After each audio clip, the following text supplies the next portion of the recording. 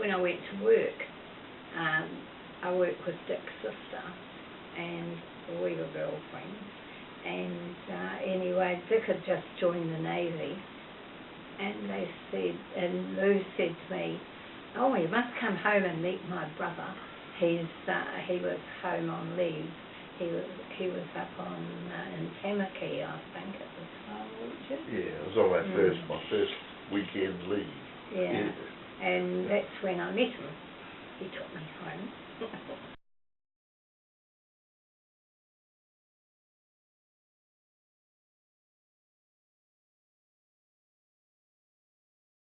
Yes, and that was plenty.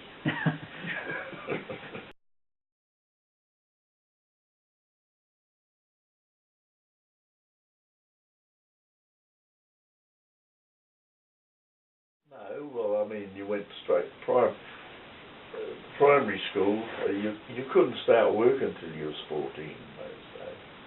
You couldn't leave school until you were 14, and I was not an academic.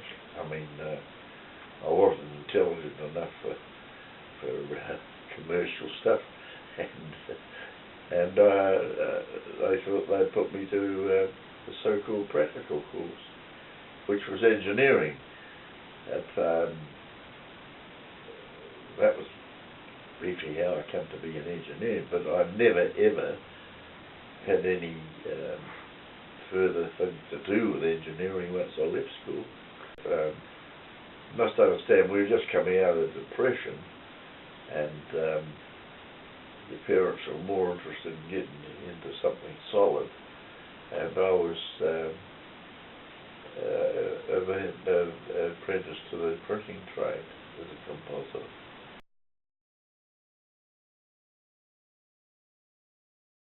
No, I went into commercial.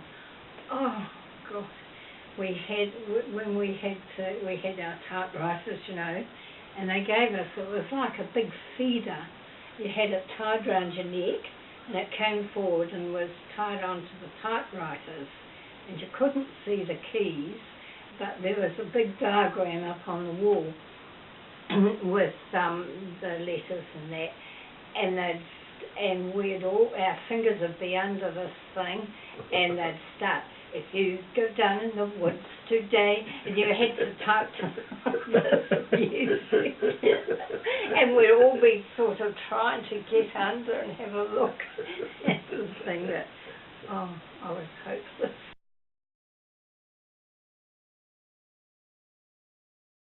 Basically, did you I just never liked it. I mean, the regimentation got to me. I mean, the prefect and monitor system, well, it was a particular lot we had in my year, but 90% of them were just bullies, waiting to pick on you and give you some lines or punishment of some sort. It just... You were sent to these monitor meetings. I remember going to one, and it was just like being in court. That was it. Yeah. All the monitors, they sat at the big table, and you're there, and they start questioning. And I had a girlfriend outside the door waiting to come in after me, and she was pulling funny faces, and I started to laugh, and it was June Blake, and she said, "Can you see anything funny in here to laugh at?" And my girlfriend, they got me into trouble. They were next. There was a prefect, and then there were monitors. You had class monitors and train monitors, and were they prefects would pick you up for anything, like your socks were down, you didn't wear your cap properly, or to me, they were for primary school. I mean, you could go bare feet or anything. They had a bit of authority. But they had a bit of authority. I won't say it because they'll be called a racist. Maybe blue for boys. Long black stockings in the heat of the summer. There was no summer uniform and winter uniform. You just the girls had brown gym frocks, didn't they? No, we were navy blue. Navy blue flannel shirt and navy blue shorts. Long black stockings. Socks up to your knees. And I think the cap was brown from memory. He was lemon strips making it into quarters. Yeah. Well, he had a reputation of being that way. I never run up against him at all. My dealings, or memories mainly, were with Pat Eager, who was the deputy. Oh, yes, he was. And he was And Mr. Kirk was. he was a nice chap. He's the one I remember mostly. Ridley was a figurehead. I mean, he got up and shot off the morning prayer and all this sort of business every morning, but. The only time. Pat Eager was the guy we had most to do with. Or I did anyhow. Yeah. The only time I had anything to do with him when I sent to his office for talking or being naughty. And what happened, Kath? What was the outcome? My girls wouldn't be naughty, would they, you know?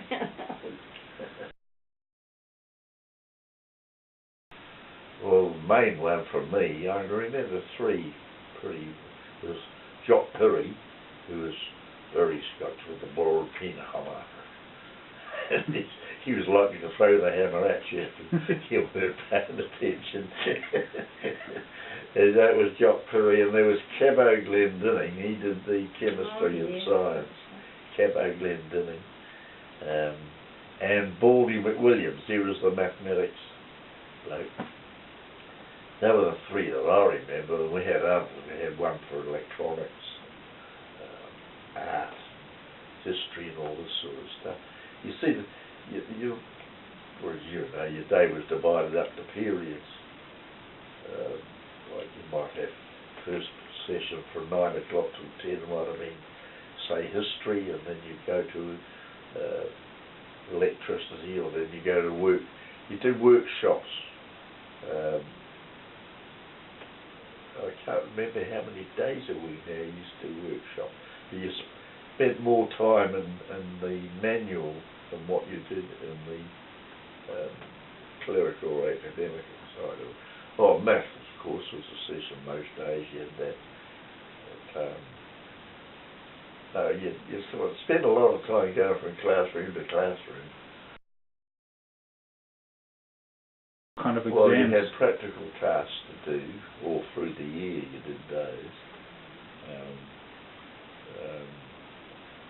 and you had your written exams. But I can't remember a hell of a lot of detail now, really. I mean, in primary school, your main exam was the end of the year.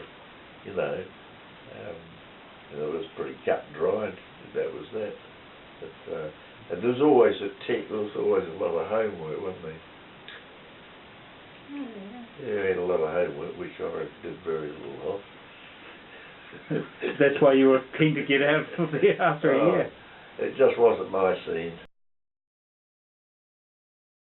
For years, and a year at night school, and that brassed me off.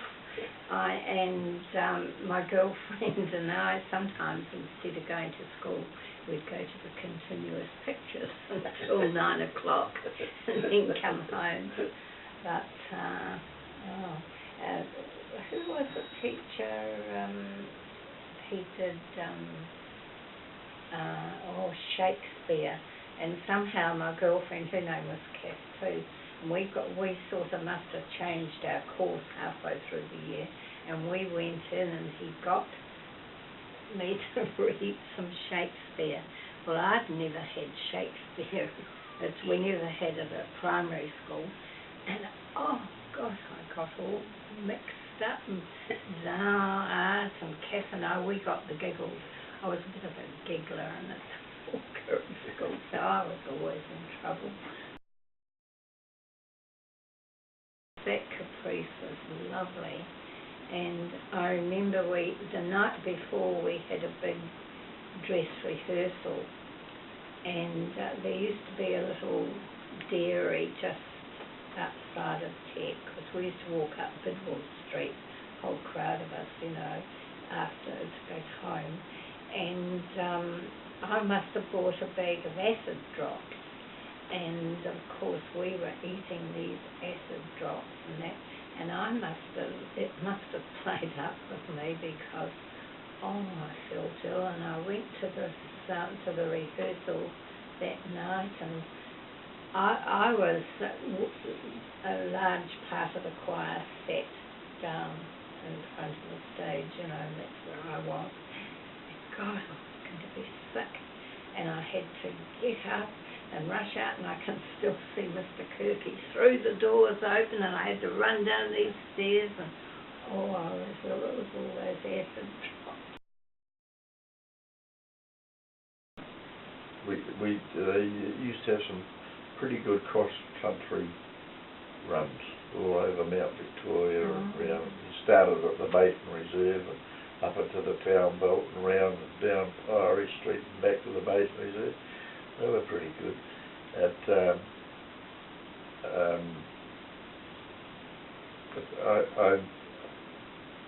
think I didn't play rugby at Tech. I played rugby at primary school, and I made the primary school reps, but I never played rugby at Tech. And another thing at Tech, the competition games are always on a Saturday or a Saturday afternoon or Saturday morning, whereas at primary school, Friday afternoon was your sports day,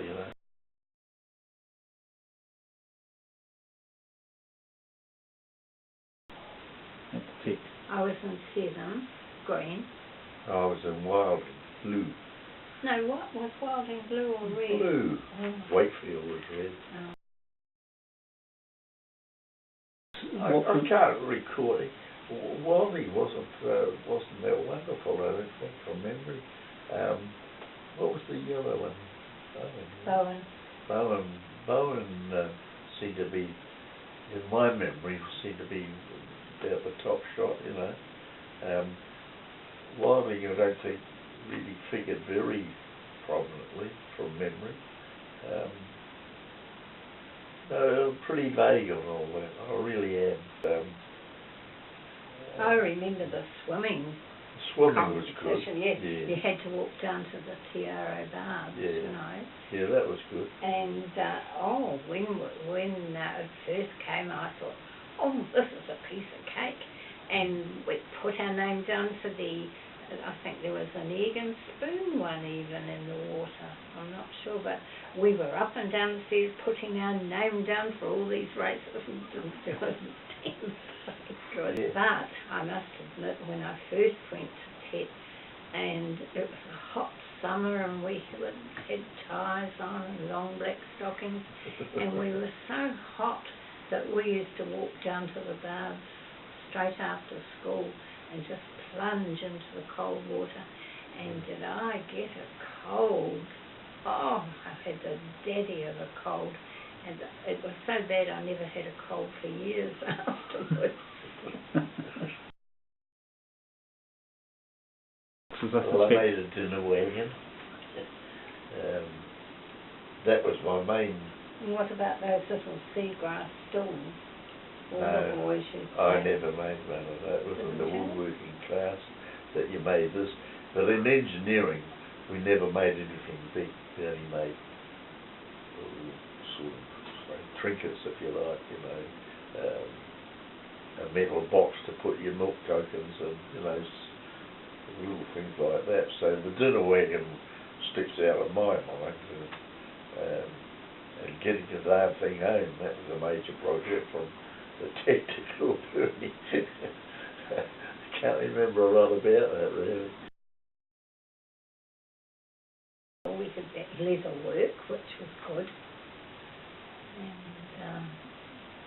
And what objects did you make in leatherwork in your book? I made a lovely book cover, and I enjoyed doing that. It was good. You still do a lot of needlework, I don't think I was cut out to be a typist. Although when I went to work, I was in the government and I was on machines. They were all powered farmers machines, and they were good, but you only used one hand, you know. But that was good, yeah.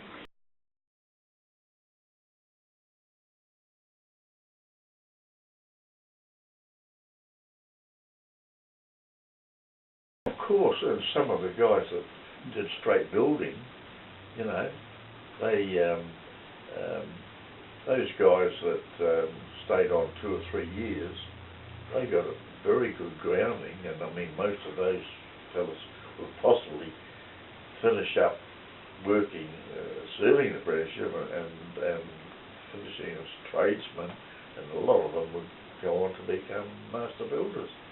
Oh no, and a lot of the engineering guys would go into motor engineering and that.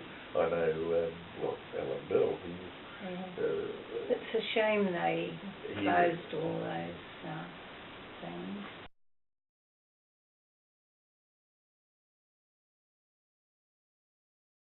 Pupils were involved in the planning of it, and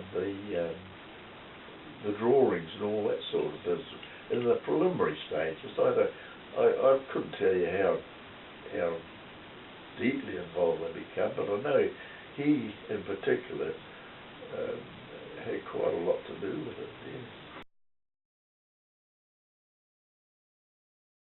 I remember in the winter they used to have penny concerts at lunchtime, you know, instead of staying outside eating your lunch in the cold.